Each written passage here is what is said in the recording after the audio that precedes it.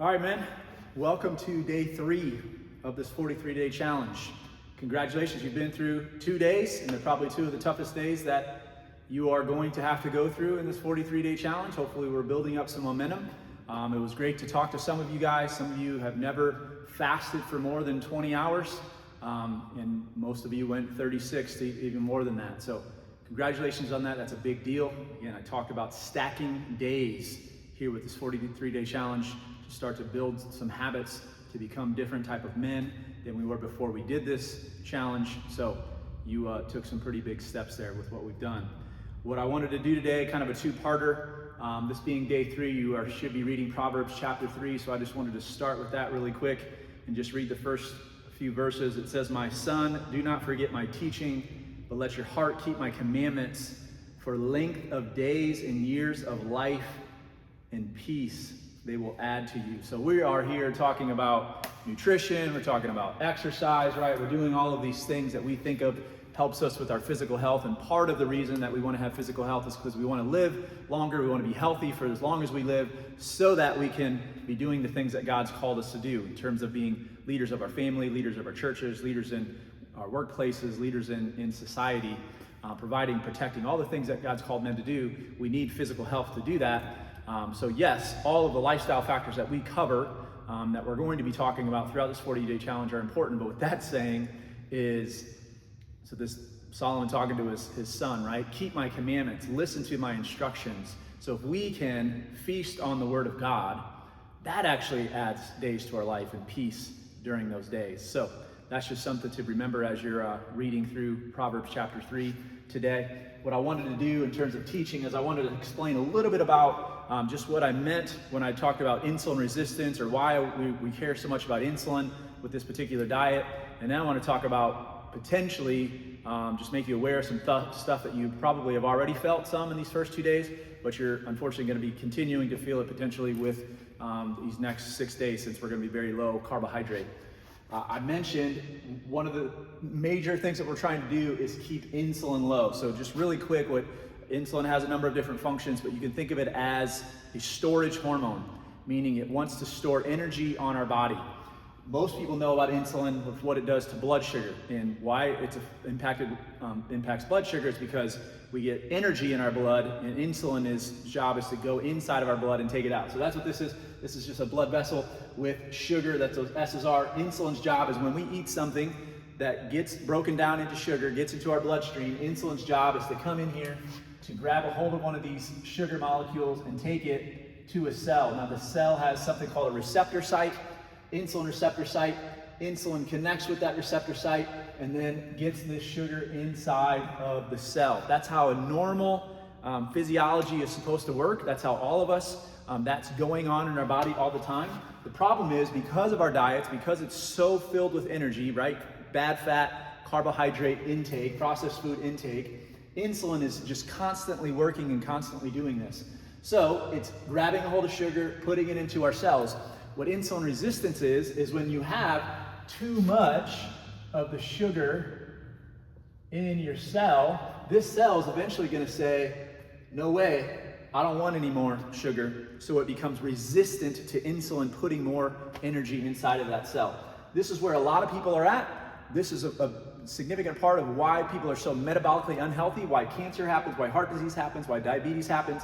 Even things like Alzheimer's is a type of diabetes. All of the degenerative diseases that are happening in our country right now is significant part of it is this insulin resistance. So what we're trying to do with this diet is have an insulin-friendly diet.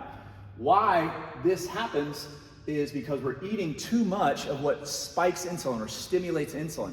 And as I said in that other video, carbohydrates spike it a lot, protein only spike it moderately, and then fat doesn't spike it really at all. So we are trying to have a really extremely high fat, right now it's a higher protein diet, and no carbohydrate for that first day, and of course these first 7 days.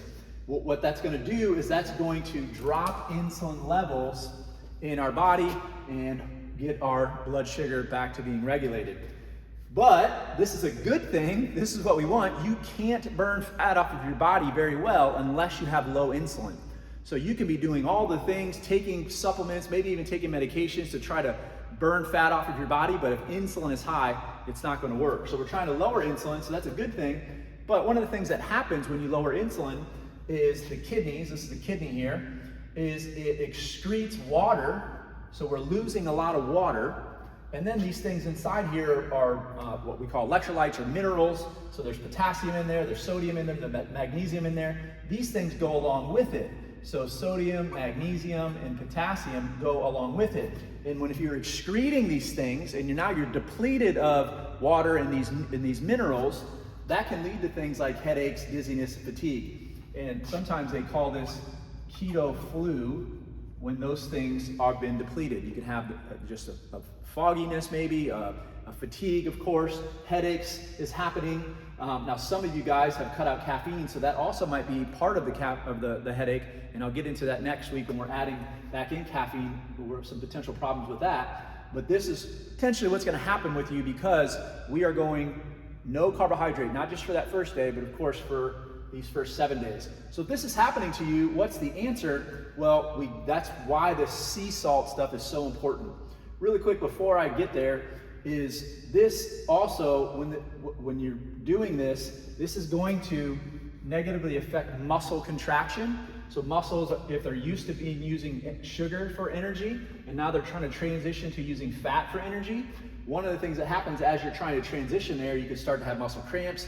You might even have heart palpitations because the heart is a muscle. You'll have irritability just because of your body just trying to figure out that transition. So these are just some symptoms to be aware of over these next 7 days. If it's happening, there are some things you can do, but don't think that you have something wrong with you. This is your body trying to adapt and actually help you in the long run of not being so much of a sugar burner. So this is just something that we can, just a practical thing, because not only is this happening to us because we're low carb, but we're also going to be exercising, getting our 10,000 steps in, and of course a workout every day. So we need to even do this even more so. So practical thing, 30, 60 minutes before a workout, getting in 1.5 teaspoons of sea salt. Now Redmond real salt is my go-to. There's some Celtic sea salts, Himalayan salts, you can be doing that, but Redmond real salt I think has the best mineral profile in it. So doing that, 1.5, and you can do it in about 15 to 20 ounces of water. That reminds me, something I didn't talk about, if you're here and you're getting these things, headache, dizziness, and fatigue, it's because not only the water's being lost, but most importantly, these things are being lost. So one of the things you might think is, oh, I'm just dehydrated, I'll just drink more water. If you're doing that, then you're diluting this stuff in your bloodstream even more, and that'll make these symptoms, potentially make these symptoms even worse. So don't just do water. That's the importance of having the sea salt here. So you're gonna do that, 1.5 teaspoons of sea salt in water, or right to the tongue, chase it with some water.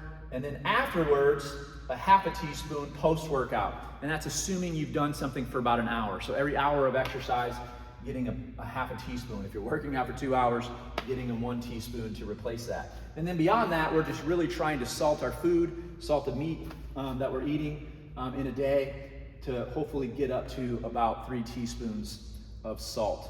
So hopefully that's helpful in just having you understand what we're trying to do and some potential things that are going to be happening.